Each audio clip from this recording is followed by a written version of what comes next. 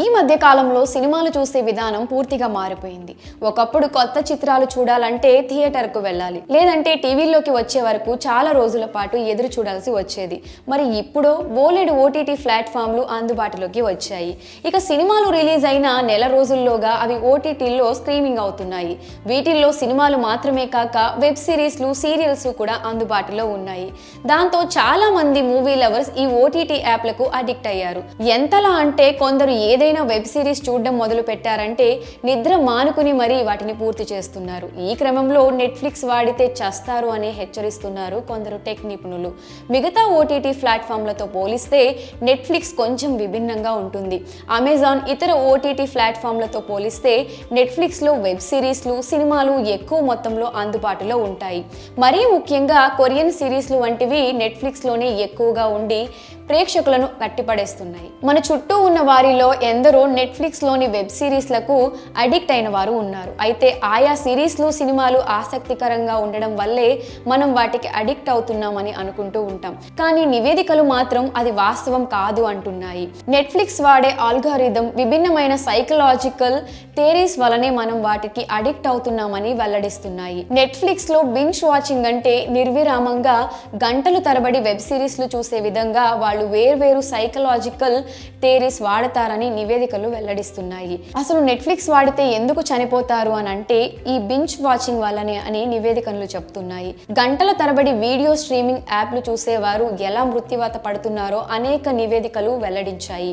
American BMS survey ప్రకారం 29 ఏళ్లలోపు వారు 17.5 గంటలు నిర్విరామంగా ఓటీటీ ప్లాట్ఫామ్లో సిరీస్లు చూస్తున్నారట. ఇలా గంటల తరబడి సిరీస్లు చూసేవారు అందుకు తగ్గట్టుగా స్నాక్స్, జంక్ ఫుడ్స్ వంటివి రెడీగా పెట్టుకొని అలా సోఫాలో ఎక్కడో ఒక చోట సెటిల్ అవుతారు.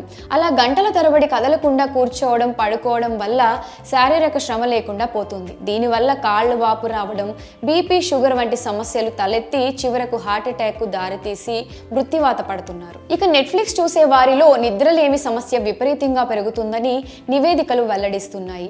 వారు నిద్రపోవాలంటే స్లీపింగ్ పిల్స్ వాడాల్సిన పరిస్థితి.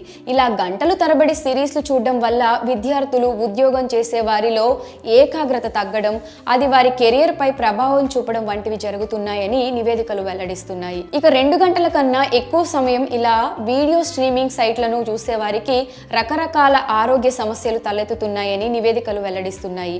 బీపీ, నిద్రలేమి, గుండెపోటు వంటి సమస్యలతో మృత్యువాత పడుతున్నారని నివేదికల్లో తేలింది. ఈ క్రమంలో తాజాగా నెట్ఫ్లిక్స్ సీఈఓ చేసిన వ్యాఖ్యలు సంచలనంగా మారాయి. తమకు ప్రధాన శత్రువు నిద్రే అని నెట్ఫ్లిక్స్ సీఈఓ అంటున్నాడు. అంటే నిద్ర అనేది ఎంత ప్రభావం చూపిస్తుందో అర్థం చేసుకోవచ్చు. అయితే ఇలా గంటలు తరబడి వెబ్ సిరీస్లు చూడడానికి కారణం మనకు వాటి మీద ఉన్న ఆసక్తి అని అందరం అనుకుంటాం.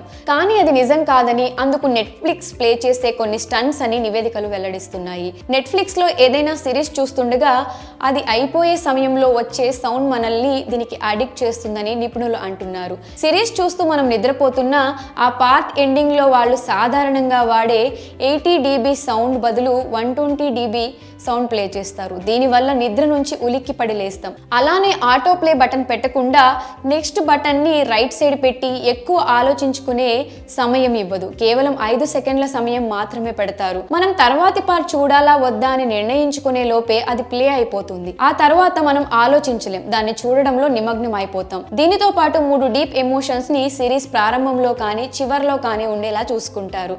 అవే సెక్స్, వైలెన్స్, సస్పెన్స్. వీటిని సిరీస్ ప్రారంభంలోనే చివర్లోనో ఉండేలా చేయడం వలన మనం ఆ సిరీస్లను కంటిన్యూగా చూస్తూనే ఉంటాం. ఇక ఇవే కాక మనకు తెలియని అనేక రకాల సైకలాజికల్ థియరీస్ ప్రయోగించి ఆ ప్లాట్ఫామ్ మీదకు వెళ్లేలా చేసి నెట్ఫ్లిక్స్ మనల్ని అడిక్ట్ చేస్తుందని నివేదికలు వెల్లడిస్తున్నాయి. మరి దీని నుంచి బయటపడలేమా అంటే పడొచ్చు. ఈ అలవాటు నుంచి బయటపడాలి అంటే ఆటో ప్లే బటన్ ని ఆఫ్ చేసి ఉంచాలి. మనల్ని మనం కంట్రోల్ చేసుకోవాలి. రోజు గంట, 2 గంటలు మాత్రమే చూడాలి. అంతకంటే ఎక్కువ సమయం చూడాలి అనుకుంటే సమస్యలు కొని తెచ్చుకోవడం మాత్రమే అని గుర్తించాలి. లేదంటే చావుకు మనమే స్వయంగా ఆహ్వానం పలికినట్లు అవుతుందని నిపుణులు వెల్లడిస్తున్నారు. అయితే ఇక్కడ నెట్ఫ్లిక్స్ తే తప్పు అనడం లేదు. అది కేవలం తన యూజర్లను ఆకట్టుకోవడం కోసం వేల కోట్ల రూపాయలు ఖర్చు చేసి బెస్ట్ కంటెంట్ ని తీసుకొస్తుంది. నెట్ఫ్లిక్స్ అనే కాకుండా మిగతా ప్లాట్ఫామ్లన్నీ ఇదే లక్ష్యంతో పనిచేస్తున్నాయి. కానీ ఓటీటీలో సినిమాలు, సిరీస్లు చూసే ప్రేక్షకుడికి తన మీద తనకు కంట్రోల్ ఉండాలి. దేనికి ఎంత సమయం కేటాయించాలి, అతిగా చూస్తే కలిగే అనర్థాలు ఏంటి అనేవి గుర్తించాలి. అంతేకాక మన మైండ్ను ఎలా కంట్రోల్ చేసుకోవాలి అనే దాని గురించి తెలిసి ఉండాలి అని నిపుణులు అంటున్నారు. మరి దీనివల్ల జరిగే ప్రమాదం ఏంటో తెలుసుకున్నారు కదా. మరి ఈ వీడియోని మీ ఫ్రెండ్స్ అండ్ ఫ్యామిలీ సర్కిల్లో షేర్ చేసి వారి ప్రమాదంలో పడకుండా అవగాహన కల్పించండి. అలానే నెట్ఫ్లిక్స్ వంటి OTT ప్లాట్ఫామ్లు అవలంబిస్తున్న సైకలాజికల్ థియేటర్పై మీ అభిప్రాయాన్ని కమెంట్ సెక్షన్లో కమెంట్ చేయండి.